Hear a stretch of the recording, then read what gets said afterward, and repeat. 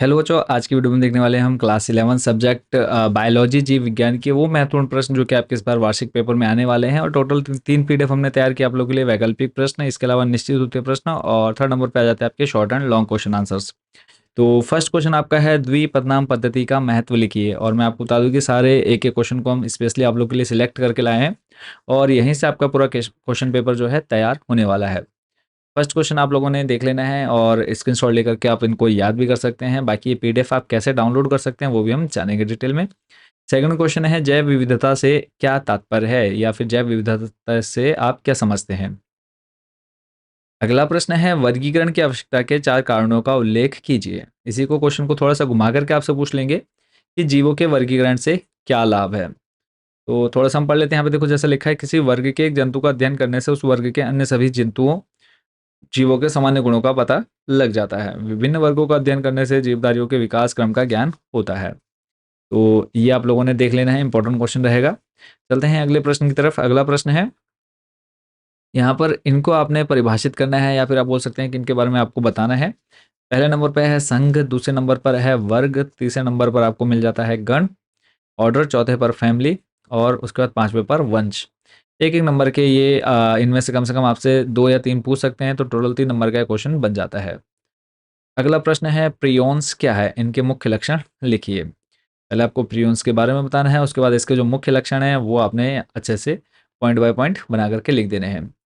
अब आगे के क्वेश्चन देखने से पहले मैं आपको बता दूं कि जो बच्चे इन पीडीएफ को बाई करना चाहते हैं, मैं आपको बता दूं कि टोटल जो पीडीएफ है इसमें से हम लोग 30% आपको यहाँ वीडियो में बता रहे हैं आज की। बाकी के जो क्वेश्चन हैं वो आप इन पीडीएफ को परचेज कर सकते हैं अगर आपको सारे इंपॉर्टेंट क्वेश्चन एक्सेस करने हैं। पीडीएफ लेने के लिए देखो 2 मेथड हैं। एक है हमारा व्हाट्सएप नंबर पर आप सिंपली मैसेज करेंगे। सामने स्क्रीन पर आप हमारा व्हाट्सएप नंबर देख पा रहे होंगे। इस नंबर पर आपने मैसेज करना है। आपने अपनी क्लास, सब्जेक्ट और मीडियम बता देना है, हिंदी मीडियम या इंग्लिश मीडियम। हम आपको एक क्यूआर कोड देते हैं, उस क्यूआर कोड पर जैसे आप पेमेंट करते हैं, पीडीएफ डायरेक्ट आपको आपके व्हाट्सएप नंबर पर भेज दी जाएगी।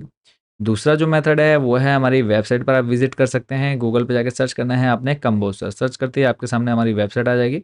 इसके कंबोसर होम वाले पेज पर आपने क्लिक कर लेना है। आपके सामने कुछ ऐसा इंटरफेस आ जाएगा। उसका नेक्स्ट आपने थोड़ा सा नीचे स्लाइड करना, ऑप्शन आपको मिल जाता है टॉप 30 क्वेश्चंस। इस पर क्लिक कर लेंगे। क्लिक करने के बाद नेक्स्ट पेज आपके सामने क्लासेस का ऑप्शन आ जाएगा। तो यहाँ से आपने अपनी क्लास सिलेक्ट कर लेनी है 11th। Top 30 questions with solution वाले ऑप्शन पर क्लिक करना है।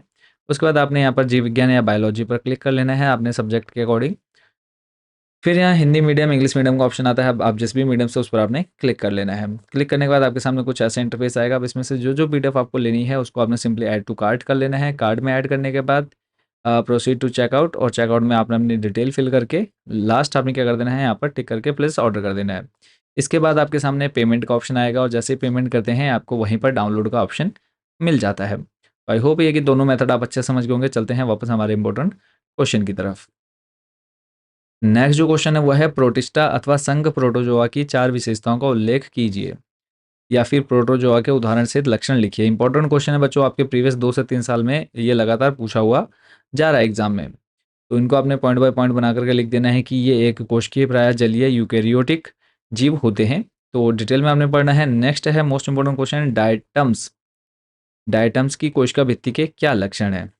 तो अत्यंत सूक्ष्म शैवाल होते हैं। ये जलधारा के साथ निश्चेष्ट रूप से बहते हैं। डायटम की कोशिका भित्ति 2 अतिच्छादित कवच बनाती है। कोशिका भित्ति में सिलिका पाया जाता है, मृत डायटम्स के अवशेष।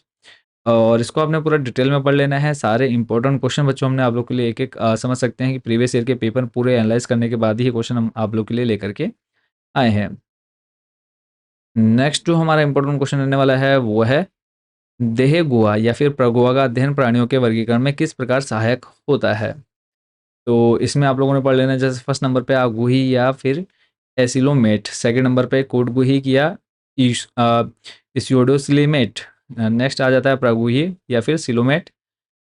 नेक्स्ट जो इंपॉर्टेंट क्वेश्चन रहेगा वो है, संघ का डेटा के मूल लक्षण बताइए। तो इसमें आपको पॉइंट टोटल 7 मिल जाते हैं, और इसके अलावा विभेदक लक्षण बताने हैं आपको स्तनी वर्ग के। तो इधर आपने कम से कम 4 पॉइंट याद कर लेने हैं, मूल लक्षण, संघ का डेटा के, और इसके अलावा स्तनी वर्ग के कम से कम 5 विभेदक लक्षण याद कर लेने हैं। अगले प्रश्न की तरफ चलते हैं। सभी कशेरुकी या फिर वर्टिब्रेट्स रज्जुकी कार्डेट्स हैं, लेकिन सभी रज्जुकी कशेरुकी नहीं है, इस कथन को सिद्ध कीजिए। डिफाइन करना है आपने यहाँ पर। नेक्स्ट जो हमारा इंपॉर्टेंट क्वेश्चन है वो है, स्पेडिक्स और कैटकिन, इन दोनों में अंतर बताना है, या स्पेडिक्स तथा कैटकिन पुष्पक्रमों में क्या अंतर है। तो पुष्पावली वृंत स्थूल तथा मांसल होती हैं, दूसरा है पुष्पावली वृत्त मुलायम, कमजोर तथा लटकने वाली होती है। संपूर्ण पुष्पक्रम पर अनेक या एक बड़ा प्रायः रंगीन आकर्षक सहपत्र होता है, इसे स्पेत कहते हैं। दूसरी तरफ है सभी पुष्पों के अपने अपने सहपत्र होते हैं, पुष्प प्रायः एकलिंगी होते हैं। उदाहरण में आप लोगों ने मक्का का मादा पुष्पक्रम या फिर केला, और इधर आप डाल देंगे सहतूत। ऐसे ही आपको पुंज फल और संग्रथित फल यानी एग्रीगेट फ्रूट्स और मल्टीपल फ्रूट्स के बारे में आपने डिफरेंस बताना है। एक तरफ आ जाएगा कमल, शरीफा, स्ट्रॉबेरी, और दूसरी तरफ आ जाएगा अंजीर, कटहल और अनानास। अगला महत्वपूर्ण प्रश्न है पुष्पासन पर स्थिति के अनुसार लगे पुष्पी भागों का वर्णन कीजिए। तो ये भी आपने पॉइंट बाय पॉइंट बना करके लिखने हैं। निवेशन जो है अधोजाय हो जाएगा, परिजाय होगा, उसके बाद उपरिजाय या फिर अधिजाय। ठीक है, चलते हैं नेक्स्ट हमारे इंपॉर्टेंट क्वेश्चन की तरफ। एक बीजपत्री तथा द्विबीजपत्री जड़ में अंतर बताइए। एक बीजपत्री जड़ और द्विबीजपत्री जड़ में अंतर बताना आपको। किसी पृष्ठधारी द्विबीजपत्री पत्ती की आंतरिक संरचना का नामांकित चित्र बनाइए। द्विबीजपत्री तथा एक बीजपत्री में अंतर स्पष्ट कीजिए। और यहाँ पे आपने पहले पूरे डायग्राम को अच्छे से समझना है, उसके बाद इसके बारे में लिखना है। अंतर यहाँ पे आपको दे रखा है डिटेल में, और इनमें से कम आपने 4 से 5 पॉइंट अच्छे से याद कर लेने हैं।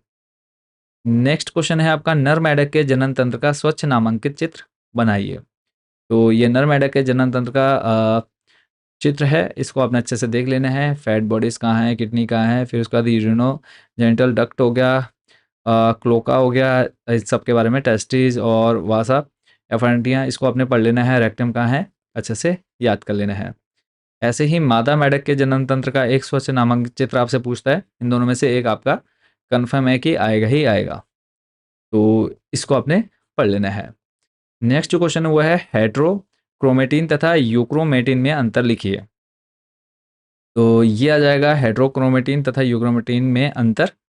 तो पहला आप देख सकते हैं गुणसूत्रों का यह भाग गहरा रंगता है, दूसरा है गुणसूत्र का यह भाग हल्का रंगता है, दूसरा है इसमें यह गुणसूत्र का अति संघनित भाग है। दूसरी तरफ आ जाएगा हमारा यूक्रोमेटिन में गुणसूत्र का फैला हुआ भाग है।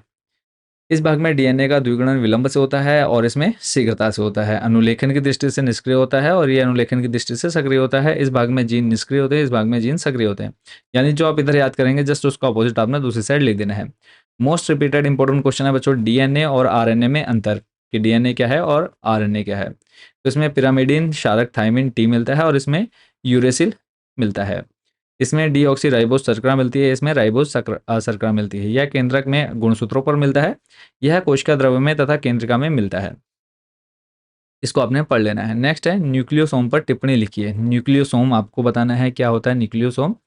और ये सारे क्वेश्चन आपके बच्चों सिलेक्टेड क्वेश्चन हैं। ऐसे ही आप लोग अगर एमसीक्यू वैकल्पिक प्रश्न लेना चाहते हैं, तैयारी करना चाहते हैं, निश्चित उत्तर प्रश्न करना चाहते हैं, तो इन सभी को आपने अच्छे से तैयार कर लेना है, जो जो इस वीडियो में हमने बताया है। बाकी जो बच्चे पीडीएफ परचेस करना चाहते हैं, देखो बहुत ही कम कॉस्ट है। अगर आप ईयरली एग्जाम में अच्छा स्कोर करना चाहते हैं तो आप इनको परचेस करिए। अदरवाइज अगर आपको सिर्फ पास होने का लक्ष्य रखा आपने कि बस किसी तरह से पास हो जाए, तो जितने वीडियो में क्वेश्चन बताए हैं इनको आप अच्छे से तैयार कर लीजिए। तो मिलते हैं नेक्स्ट वीडियो में अदर सब्जेक्ट के टॉप 30 क्वेश्चन के साथ।